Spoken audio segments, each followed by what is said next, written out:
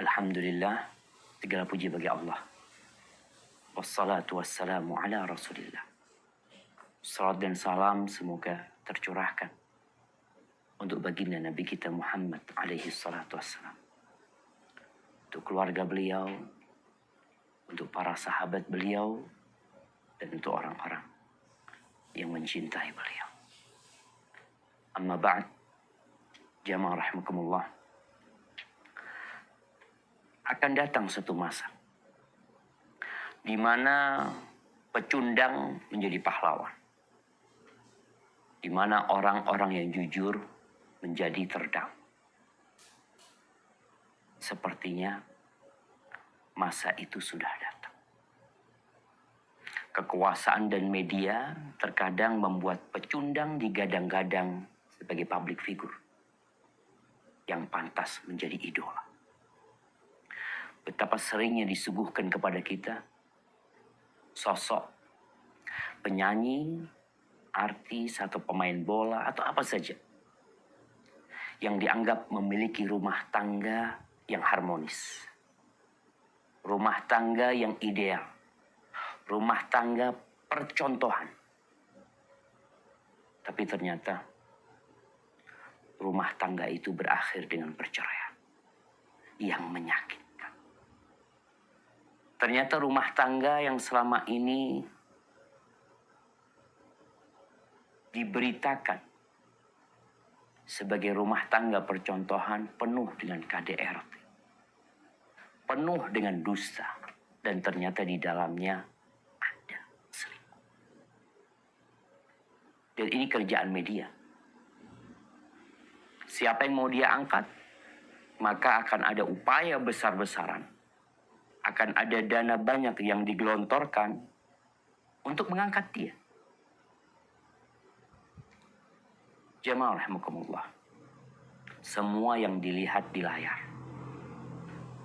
dan semua yang didengar oleh telinga dari berita-berita yang ada tidak harus dipercaya. Sepandai-pandainya menyimpan bangkai, suatu saat baunya akan tercium.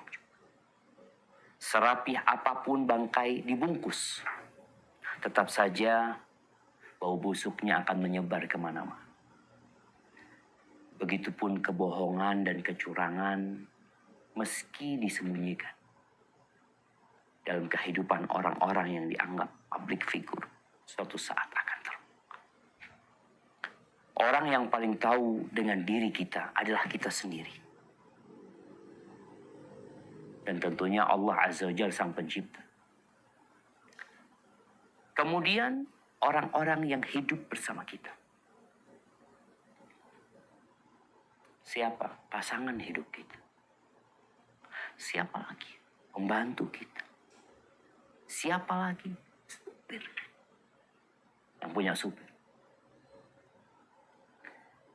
Banyak orang-orang yang diidolakan oleh manusia. Ternyata kalau kita tahu isi dapurnya, kita tahu isi kamarnya, kita tahu isi perutnya, kita akan muak dan mungkin kita akan muntah. Ahibati fillah. Ana sering dapat cerita dari pembantu yang majikannya itu orang nomor satu lah di pandangan masyarakat. Tapi ternyata semua itu hanya pencitraan. Semua itu hanya dusta. Dia baik tatkala ada kamera. Tatkala kamera itu pergi, ya na'udzubillah min dzalik. Dia pandai berbicara di depan publik. Tatkala sorotan kamera semua menuju kepada dia. Dia tebar senyum. Dia keluarkan uang. Dia dermakan kepada orang-orang yang melihatnya. Tapi tatkala dia sendirian, dia adalah makhluk yang dilaknat oleh Allah. Tapi berbeda dengan manusia yang hari ini kita akan membahas tentang rumah tangganya. Baginda Nabi kita Muhammad alaihi salatu wassalam. Di depan publik, beliau adalah yang terbaik. Tidak ada manusia. Camkan. Tidak ada manusia sejak Nabi Adam alaihissalam sampai kiamat terjadi yang pernah menginjakkan kakinya di muka bumi yang lebih baik dari Rasulullah SAW. Di dalam rumah, beliau adalah manusia terindah. Beliau adalah ayah yang teladan.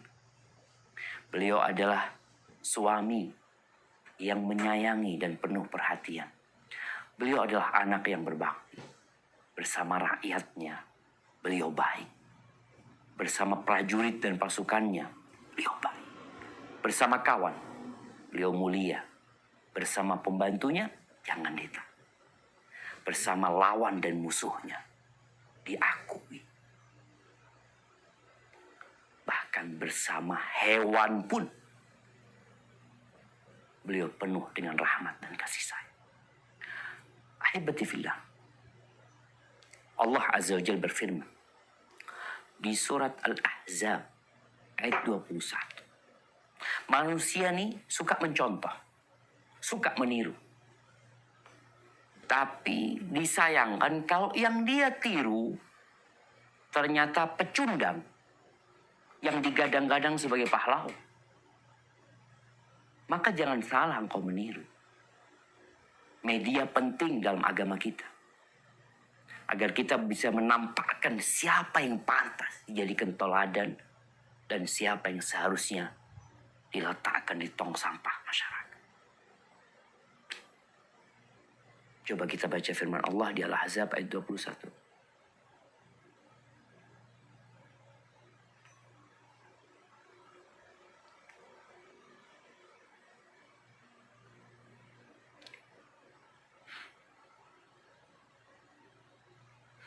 نعم تفضل.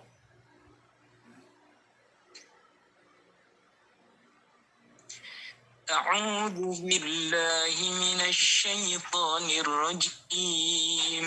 بسم الله الرحمن الرحيم. لقد كان لكم في رسول الله أسوة حسنة لمن كان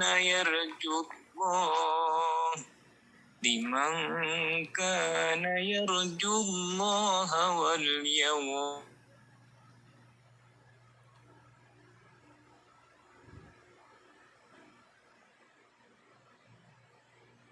Nah, suaranya kok sepertinya hilang.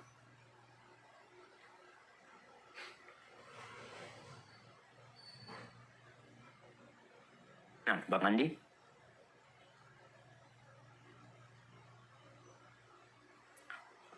Putus. Kita yang putus. Kayaknya Bang Andi yang putus ini. Tapi Anda bacakan artinya. Sesungguhnya telah ada pada diri Rasulullah itu suri tauladan yang baik. Bagi siapa?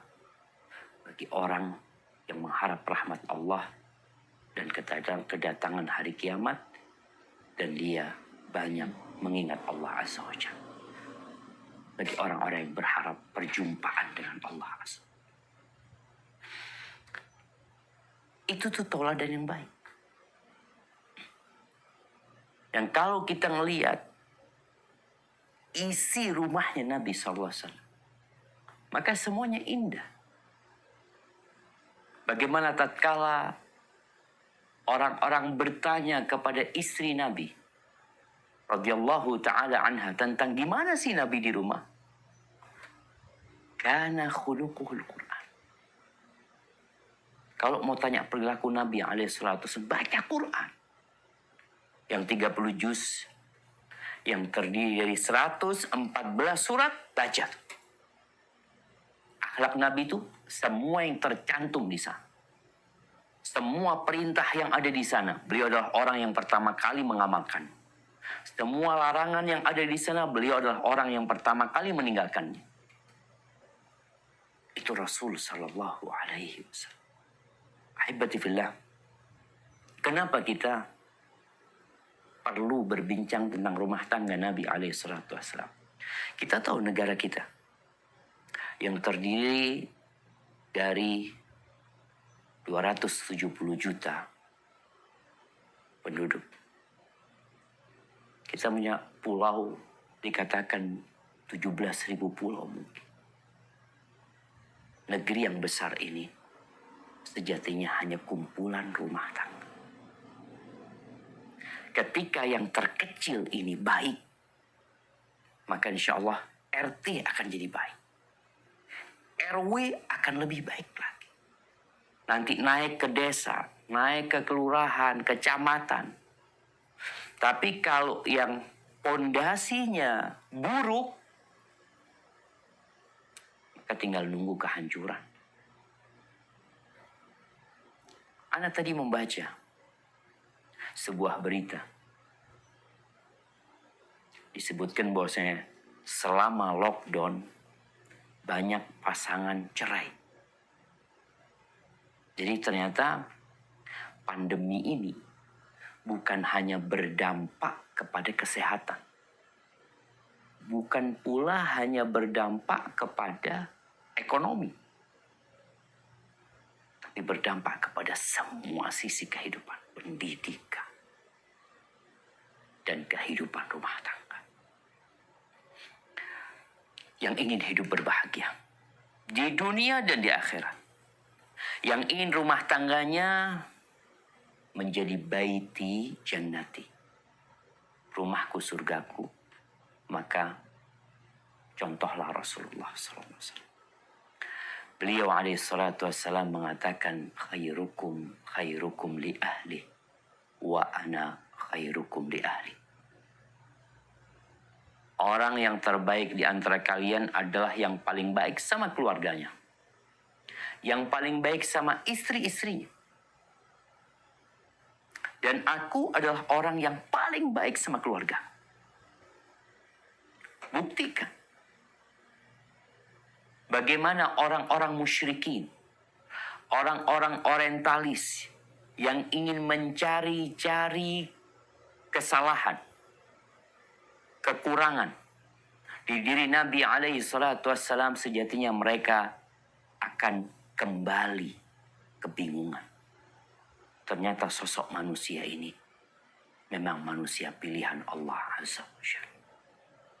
Akhirnya mereka mengada-ngada agar orang itu meninggalkan Islam, agar orang itu membenci Rasulullah Sallallahu Alaihi Wasallam. Tapi bagaimana mereka hendak menutupi cahaya rembulan? Bagaimana mereka hendak menutupi cahaya mentari? Taib. Mungkin kadangkala kita lihat mendung menutupi mentari. Tapi tatkala dia pergi, manusia akan kembali melihat mentari itu menerangi dunia ini. Ahibati fillah. Bagaimana beliau di rumahnya? Ini pembahasan seharusnya tidak sekali dibahas. Karena kita akan membahas bagaimana Rasulullah SAW bersama istri-istrinya, bersama anak-anaknya, bersama pembantunya, bersama tetangga. Pembahasan yang panjang sekali. Tapi ma la yudraku kulluhu la yudraku julluhu. Yang tidak bisa dibahas semuanya, ya paling tidak kita ambil sisi-sisi yang bermanfaat, bukan yang bermanfaat. Semuanya bermanfaat yang dapat kita kaji pada kesempatan kali. Ingat, rumah pertama beliau adalah bersama Khadijah radhiyallahu ta'ala anha. Beliau ketika itu berumur 25 tahun. Menikahi janda 2 kali. Yang berumur 40 tahun. Yang sudah punya anak. Bukan janda yang muda, yang gak punya anak. Tapi ini janda udah nikah 2 kali. Dan dia juga udah punya anak. Dan Rasulullah SAW bagaimana menjaga kesetiaan beliau bersama Khadijah. Beliau tidak menikah lagi, padahal diperbolehkan untuk menikah lebih dari satu. Tapi beliau menjaga kesetiaan itu karena memang Khadijah orang pertama yang membela Nabi alaihi salatu wassalam. Orang yang totalitas membantu Rasul sallallahu alaihi wasallam dengan segala yang dia miliki. Jiwa, raga, dan harta. Baca bagaimana Khadijah mengorbankan segala yang dia miliki. Bagaimana dia tatkala Rasul sallallahu alaihi wasallam turun dari Gua Hira. Ini Khadijah kaya raya. Dia yang punya uang. Tapi dia memposisikan Nabi SAW sebagai pemimpin di rumahnya. Ini bagi para wanita. Jangan karena engkau berduit, lalu engkau merasa pantas untuk memimpin suami. Tidak. Khadijah radhiyallahu ta'ala anha, dia mempersiapkan segalanya buat suami. Belum jadi nabi. Belum turun tuh wahyu kepada beliau alaihi salatu wassalam. Nabi berangkat ke Gua Hira, ditunggu sama Khadijah, dipersiapkan makanannya. Ketika beliau balik, beliau sambut.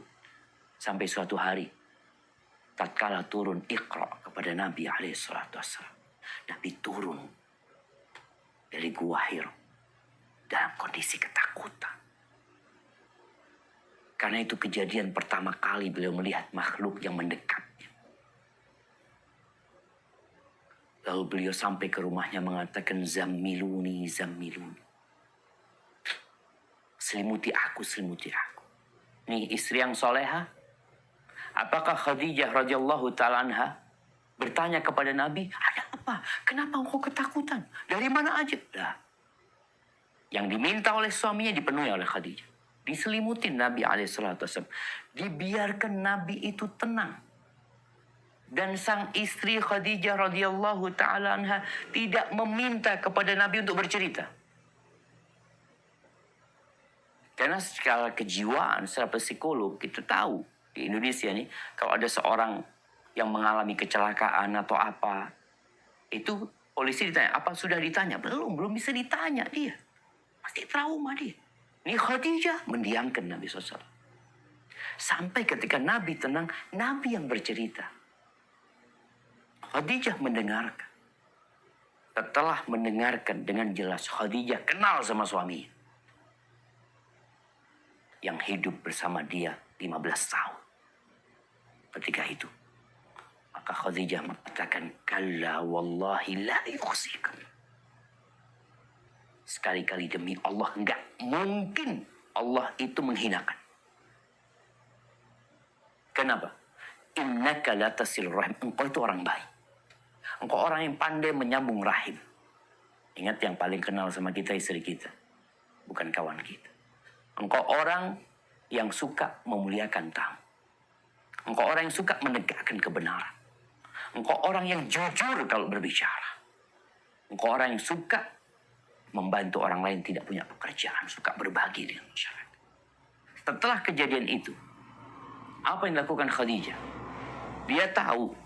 Nih lihat seorang istri, kadangkala ucapan dia itu mungkin sudah menenangkan suami. Tapi sang istri ingin suaminya lebih tenang lagi. Dicarikan orang.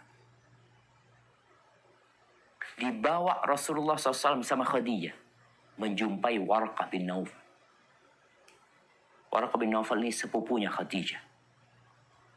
Sesampai di rumahnya Warqah, ini para wanita, apakah Khadijah mengatakan kepada suaminya, pemimpin dia, nahkoda dia, komandan dia, mengatakan kepada suaminya, ayo kamu ceritakan kepada Warqah? Lah.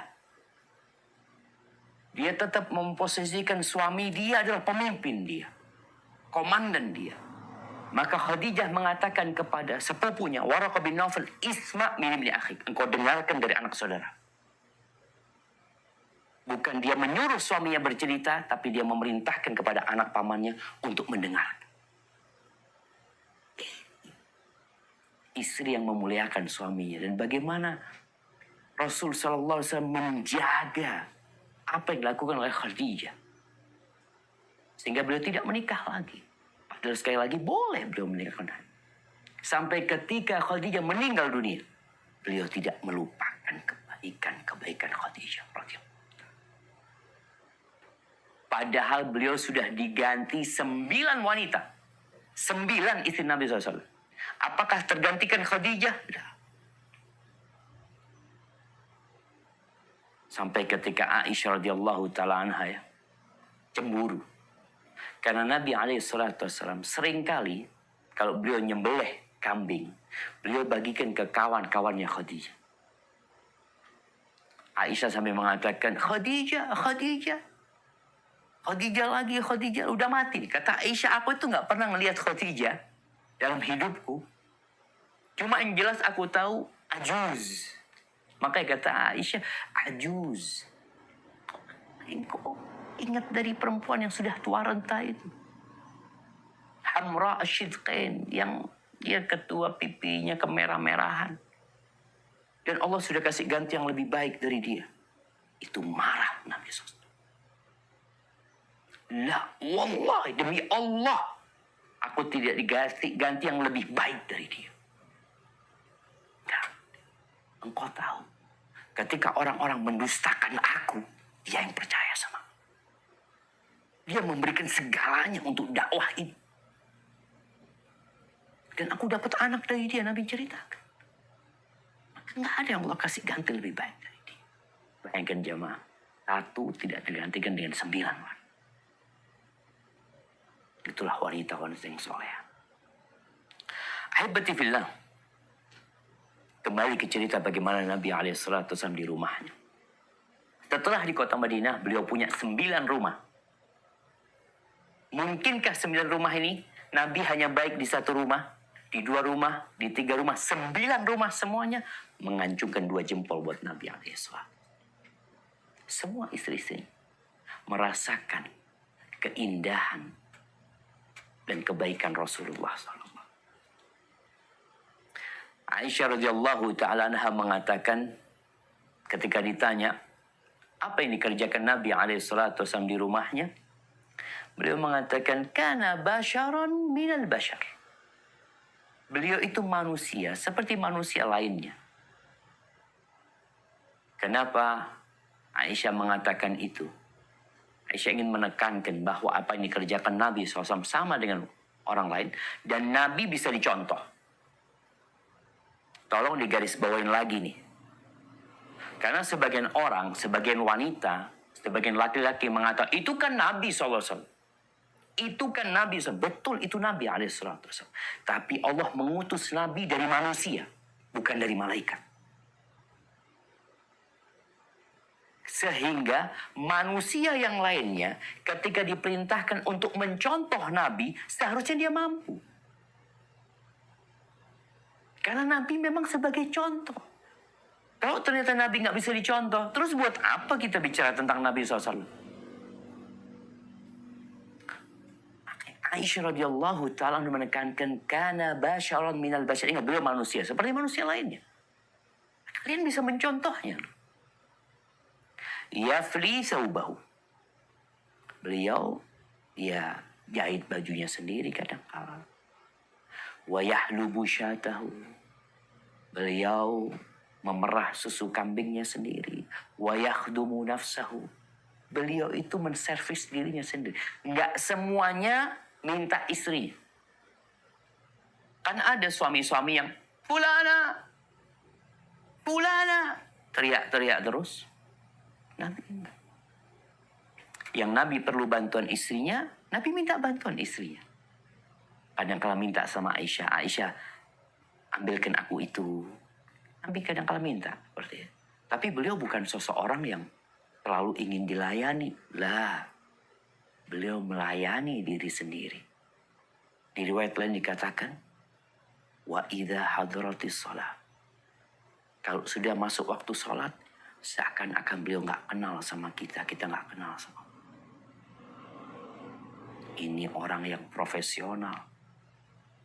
Ketika berkaitan dengan hak istri dan keluarga, beliau membantu mereka. Tapi kalau sudah panggilan adzan dikumandangkan hayya 'alas shalah, ya udah selesai. Istri mau merengek-rengek mau itu lah. Sudah selesai, ini waktunya aku untuk mengabdi kepada Allah. Ahibati fillah, Nabi SAW, kalau bicara bagaimana beliau bersama anak-anaknya, mudah-mudahan kita bisa bahas di kesempatan yang lainnya. Karena waktu kita terbatas. Kita akan bicara bagaimana beliau bersama istri-istrinya. Tadi disebutkan bahwa beliau membantu urusan rumah tangga.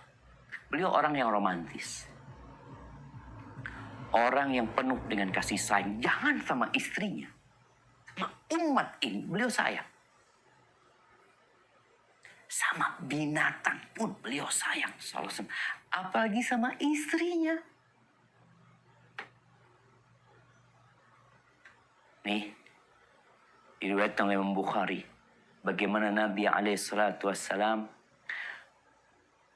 membantu istrinya naik ke onta. Onta itu tinggi, jemaah. Walaupun dia sedang duduk, perempuan itu sulit untuk naik ke onta. Biasanya kalau kita lihat ada drum atau apa, atau tangga supaya dia bisa naik ke onta. Rasulullah SAW ketika menikah sama Sofia, Sofia mau naik ke onta. Ontanya Nabi SAW. Maka Rasulullah SAW meletakkan, beliau duduk, menjadikan lututnya sebagai tangga buat Sofia radhiyallahu. Dan Sofia naik di lutut Nabi SAW. Baru beliau naik ke onta. Mungkin pemandangan seperti ini, ya kalau sekarang kan nggak naik onta, Ustaz. Nggak naik kuda, ya naik sepeda motor. Naik mobil. Sekali-kali suami itu membukakan pintu mobil buat istri. Ketika istrinya naik, ketika istrinya turun. Untuk apa? Untuk menumbuhkan cinta dan kasih sayang. Cinta itu, benih-benihnya sudah ada di hati kita. Bagaimana disiramin, dipupuk supaya menjadi bunga-bunga yang indah. Ada usaha. Makanya Allah katakan waja'ala bainakum mawaddatan warahmah. Allah menjadikan di antara kalian cinta dan kasih sayang. Itu ada usaha dari manusia. Sehingga biasanya kalau sudah tua-tua, ya emak-emak ini bisa dibilang cintanya udah hilang. Yang ada tinggal kesian. Bisa jadi suami kesian sama istrinya. Bisa jadi istri kesian sama suami. Kenapa? Karena hubungan di rumah itu sudah hanya rutinitas saja. Istri nyiapkan makan, sarapan buat suami, suami datang, makan, selesai. Coba dicontoh Nabi SAW. Sekali-kali membukakan pintu mobil ya buat istrinya, atau kalau naik motor membukakan helm buat istrinya, atau menaikkan istri udah nyaman ya, baru dia bergerak, nggak teriak-teriak, nggak marah-marah ya. Subhanallah. Kemudian Nabi SAW nih pernah satu malam, cerita Sofia lagi. Sofia, rumah Nabi SAW itu ada 9. Kalau dibilang rumah, bukan rumah sih. Kamar. Karena modelnya seperti kos-kosan. Kalau kita baca ada surat dalam Al-Quran Al-Karim namanya surat Al-Hujurat. Itu kamar-kamar istrinya Nabi. Kalau sekarang bicara rumah, rumah itu kan ada berapa kamar. Nih kamarnya cuma satu itu aja. Ya kamarnya cuma itu. Kemudian mungkin ada ruang untuk makan, untuk masak, bas. Makanya Nabi SAW ketika menikah sama istrinya kadangkala lagi walimah, istrinya itu ada di situ. Bukan sewa gedung atau apa. Sofia, rumahnya itu agak jauh dari Masjid Nabawi.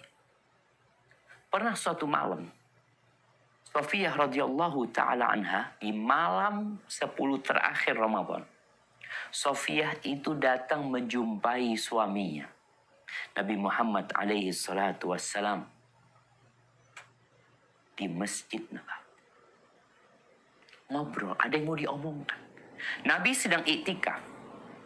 Mungkin sebagian orang berpikir, jangan diganggu. Aku iktikaf. Nabi enggak. Dijumpain Sofia. Ngobrol sama Sofia. Ada yang diomongkan sampai larut malam. Ya. Ketika larut malam, nggak mungkin Sofia pulang sendirian. Nabi sedang iktikaf. Beliau keluar dari tempat iktikaf. Mengantarkan Sofia.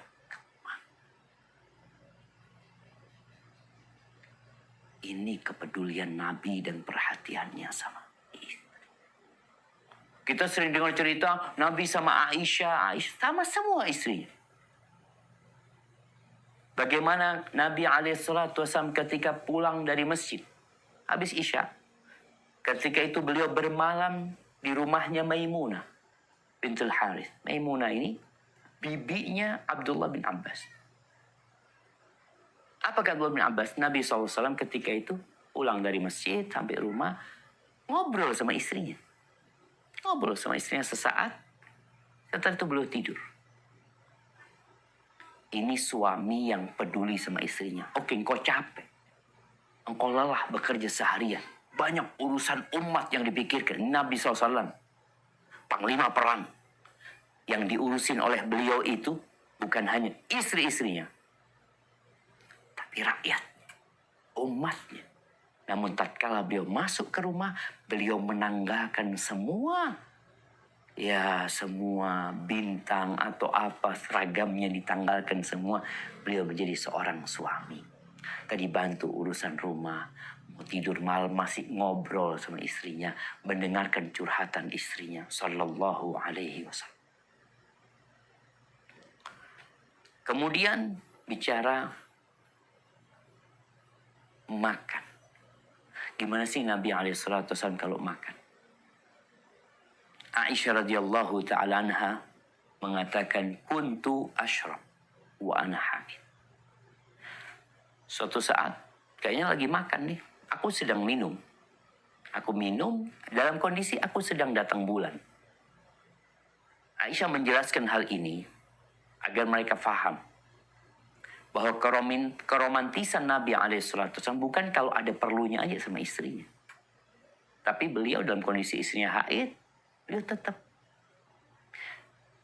memperlakukan istrinya dengan mulia. Minum Aisyah, kemudian aku berikan gelas itu kepada Nabi SAW. Fayadha'u fahu ala mawdi'i fiyah. Nabi SAW meletakkan mulutnya itu di tempat Aisyah meletakkan mulutnya. Jadi kalau di sebelah sini, itu Nabi SAW minum dari tempatnya Aisyah minum. Radhiyallahu ta'ala anha. Tidak dikatakan, bekasnya orang. Makanya di rumah itu, rumah orang kaya ini kadang-kala terlalu banyak gelas. Terlalu banyak piring. Nabi SAW makan sepiring berdua.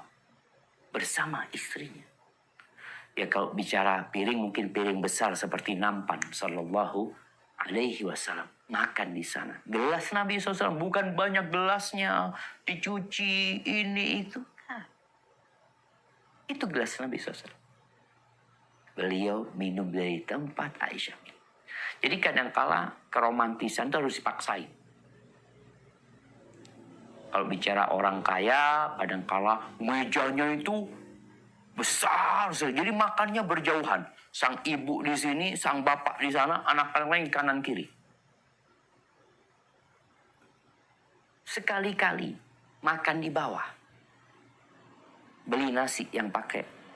Bukan beli, ya bikin nasi yang pakai nampan namanya. Betul. Piring besar tuh. Makan bersama kepalanya beradu tuh anak-anak semuanya. Sama bapaknya, sama emaknya. Dan seperti itu Nabi SAW. Kemudian kata Aisyah radhiyallahu ta'ala anha. Wa ata'arraqul araq. Wa ana haid. Dan aku menggigit daging. Yang ditulang ya. Digigit tuh daging dalam kondisi aku sedang datang bulan. Kemudian daging itu aku berikan kepada Nabi SAW. Biasanya kan orang-orang mengatakan, suami dulu. istri terakhir. Ini enggak. Urusan yang seperti itu, Aisyah duluan yang makan. Setelah digigit sama Aisyah, aku berikan kepada Nabi SAW. Fayada'u fahu ala mawdi'i. Beliau meletakkan mulutnya di tempat mulutku menggigit itu daging. Sallallahu alaihi wasallam. Dalam kondisi Aisyah sedang haid. Dan Rasul sallallahu alaihi wasallam mengatakan dalam sebuah hadis yang diriwayatkan Imam Ahmad. Beliau mengatakan, ajibtu min qada'illahi azza wa jalla lil mu'min. Aku itu takjub dengan takdir Allah yang Allah tentukan buat orang yang beriman. In asabahu khairun hamida rabbah wa syakar. Kalau dia dapat kebaikan, dia memuji Allah, dia bersyukur kepada Allah. Wa in asabahu musibatun. Kalau dia kena musibah, hamida rabbah, dia tetap memuji Allah, wa sabar, dan dia bersabar. Al-mu'min yu'jaru fi kulli syai'. Kata Nabi SAW, orang beriman itu dikasih pahala dalam semua hal, dalam segala sesuatu. Hatta fil luqmah yarfa'uha ila fimrati. Sampai suapan yang dia angkat ke mulut istrinya. Bayangin. Bahasanya Nabi SAW. Jadi seorang suami itu ambil, menyuapi ke istrinya, itu dapat pahala. Jadi seorang mukmin romantis dalam rumah tangganya itu bukan pencitraan, bukan berharap pujian, bukan karena ada kamera, tapi karena berharap pahala dari Allah. Dan Nabi sabar menghadapi istri-istrinya.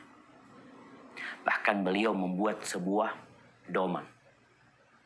Beliau mengatakan, sallallahu alaihi wasallam, la yafraq mu'minun mu'minah. Tidak boleh seorang laki-laki beriman, seorang suami yang beriman membenci istrinya yang beriman. Kenapa? In kariha minha khuluqan, radhiya minha akhar. Kalau ada perilaku istrinya yang tidak dia sukai, istrinya ini bukan bidadari. Kalau ada perilaku istrinya yang tidak dia sukai, radhiya minha akhar. Bukankah ada yang lain yang dia sukai?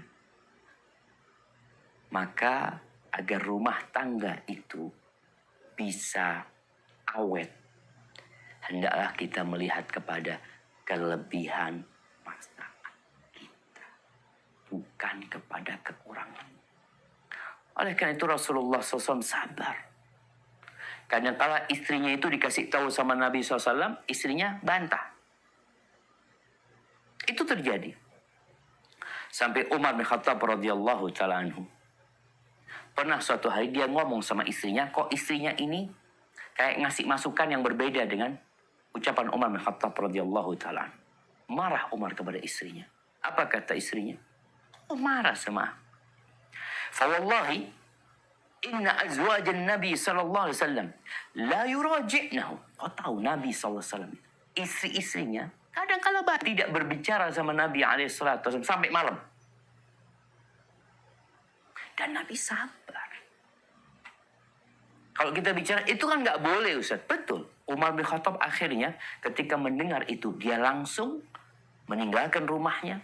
Dia ingin mengecek kebenaran berita itu. Dia datang ke rumahnya Hafsah, putrinya Umar, istrinya Nabi Sallallahu Alaihi Wasallam. Ditanya, Umar mengatakan, apakah benar bahwasanya ada istri Nabi itu yang gak ngajong ngomong Nabi dari pagi sampai malam? Dan Umar tanya, apakah engkau benar bantah Nabi SAW? Apa kata Hafsah? Wallahi inna la nuraji'u. Iya, benar berita itu. Nggak salah. Umar mengatakan, la taf'ali. Jangan kau lakukan itu. Aku takut murka Allah turun kepada. Subhanallah. Artinya sikap itu nggak boleh. Artinya istri melakukan itu. Ketika anak menyampaikan ini jangan difahami, oh berarti boleh anak membantah suami anak. Bukan. Yang kita sedang bicarakan, membantah suami itu tindakan yang tidak baik. Hendaklah kita seorang istri mendengarkan dan taat. Tapi suami ketika mendapati istrinya membantah atau nggak nurut dalam satu perkara, sabar. Jadi poin yang hendak disampaikan itu, bagaimana Nabi SAW bersabar menghadapi istrinya. Bukan anak nyampaikan ini, istri akhirnya, oh anak mau bantah suaminya. Nggak boleh, tetap dosa hal itu. Tapi Nabi bersabar menghadapi istri-istri. Nabi memberikan hiburan kepada mereka, memanjakan istri-istrinya. Karena jangan dipikir nih, yang butuh hiburan itu cuma suami.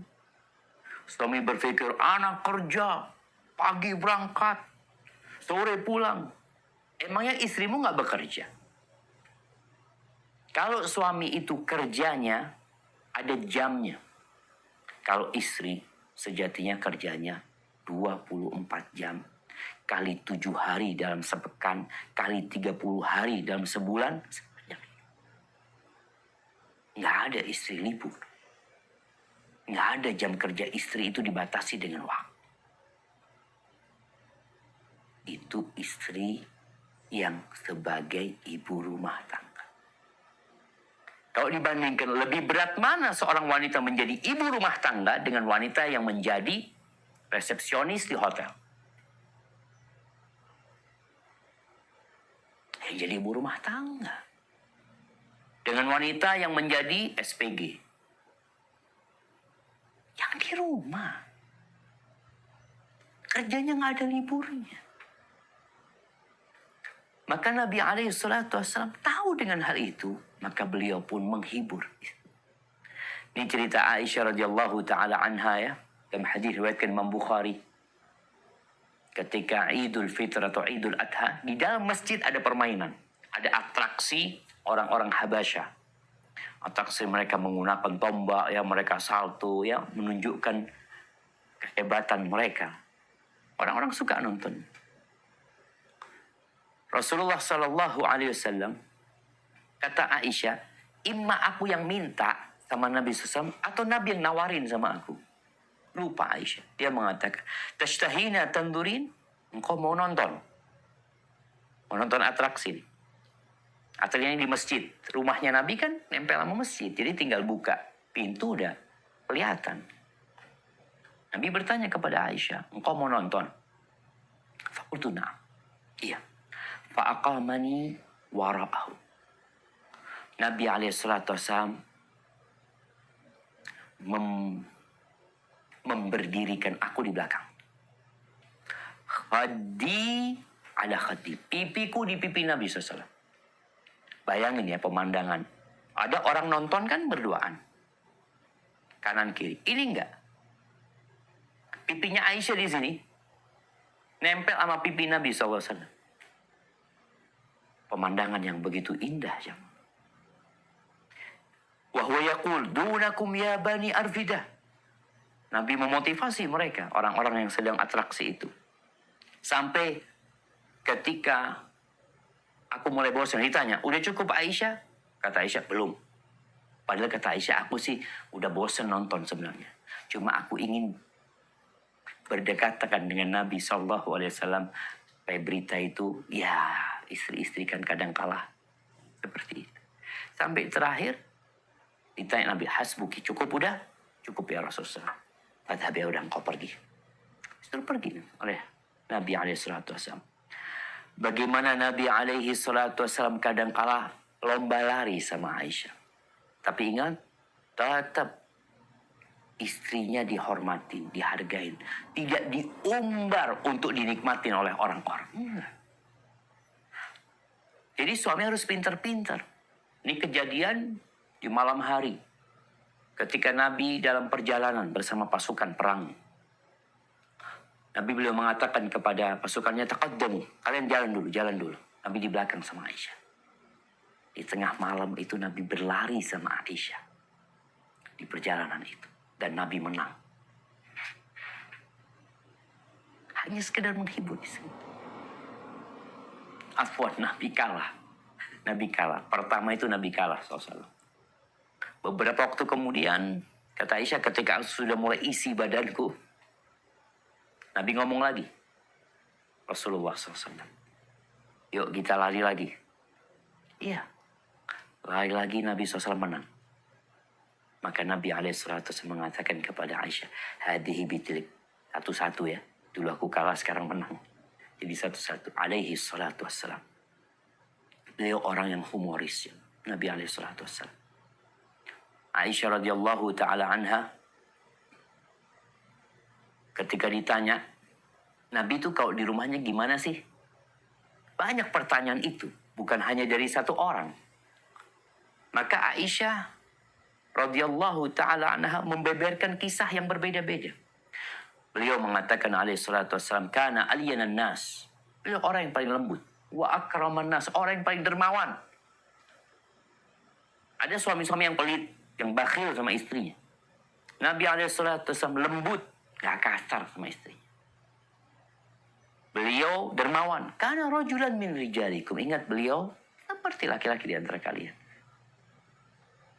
Illa annahu kana dhahakan basaman. Tapi beliau adalah orang yang mudah tersenyum, mudah tertawa. Ini disebutkan dalam Musnad Ishaq bin Rahuya. Tapi di rumah Nabi kadang-kala terjadi keributan. Karena beliau punya 9 rumah.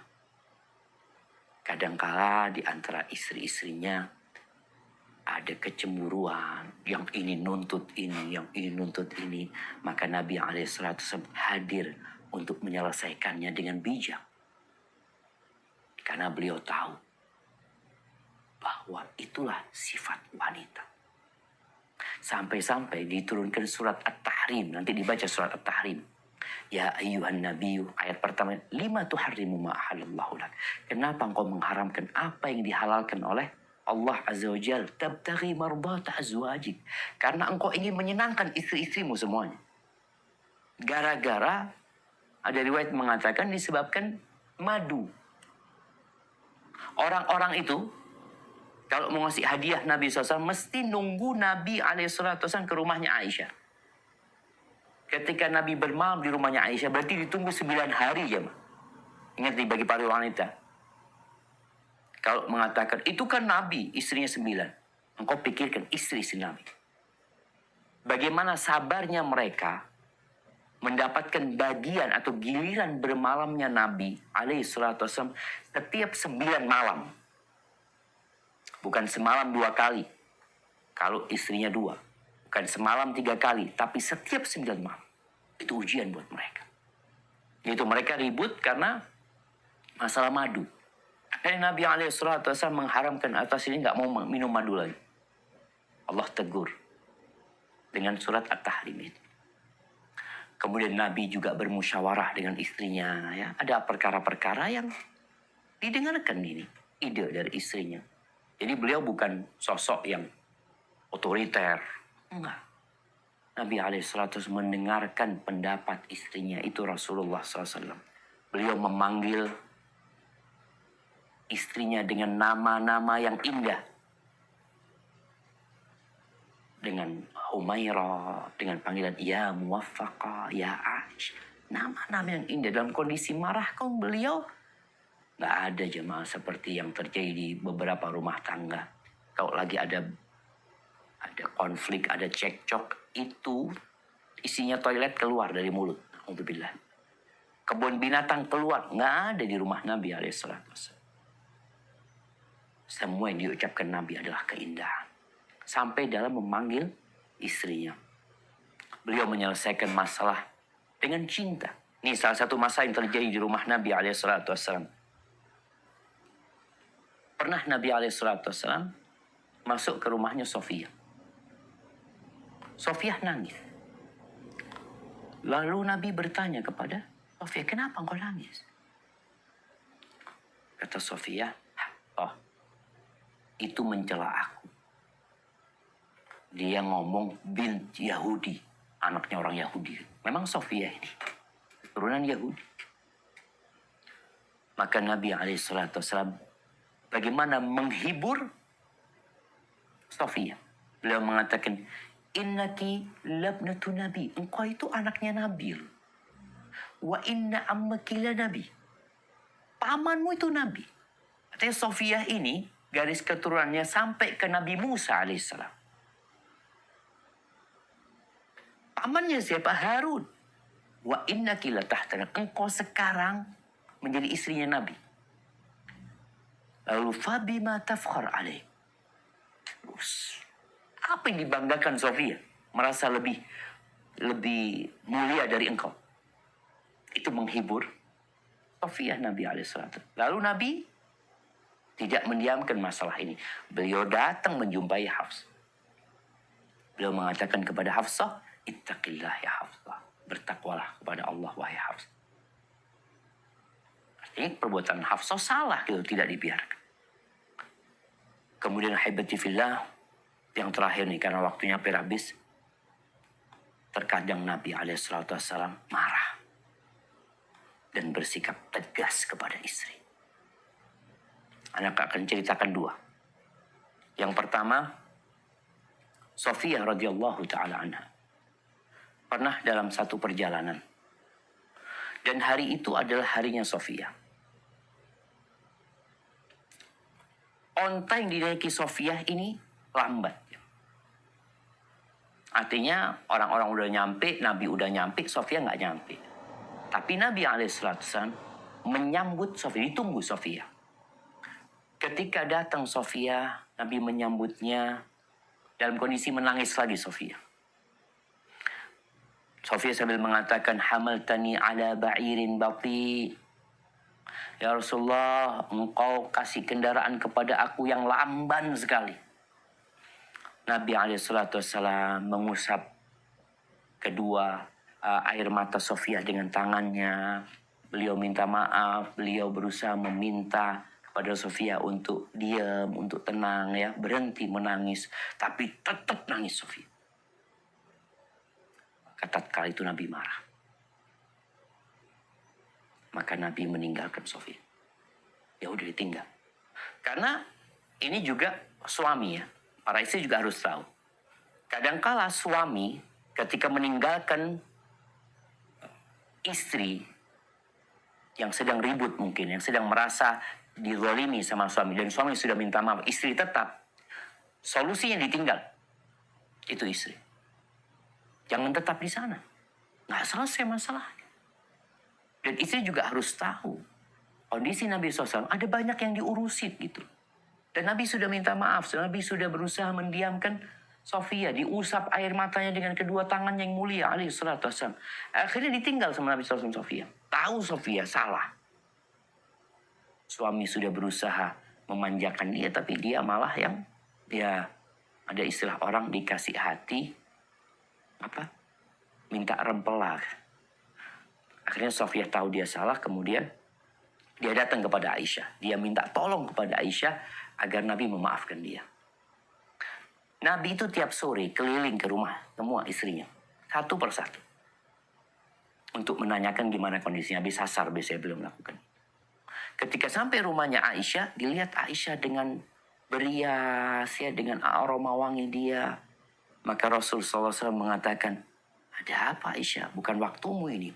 Kata Aisyah mengatakan, dzalika fadlullah yu'tihi man yasha.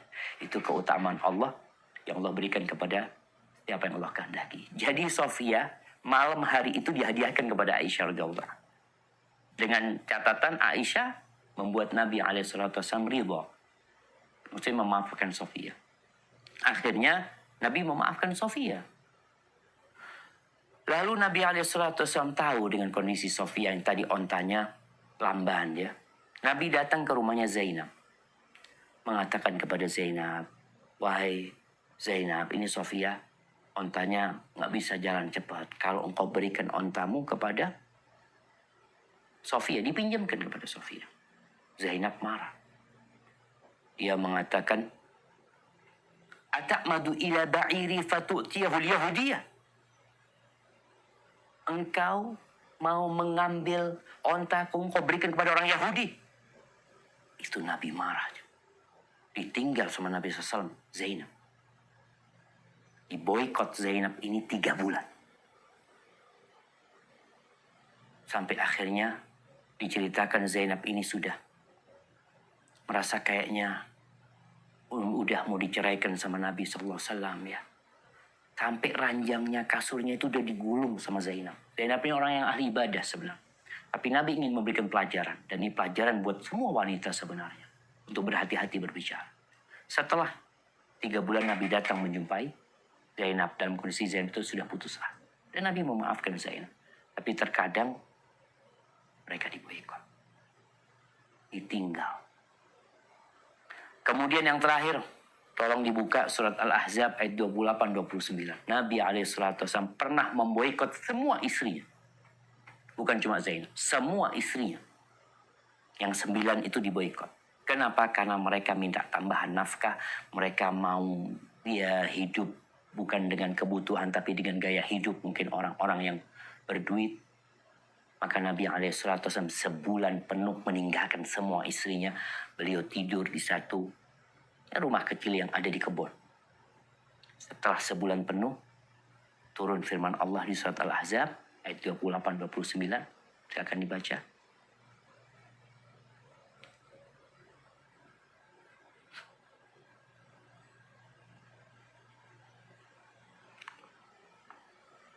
Naam, tafadhal.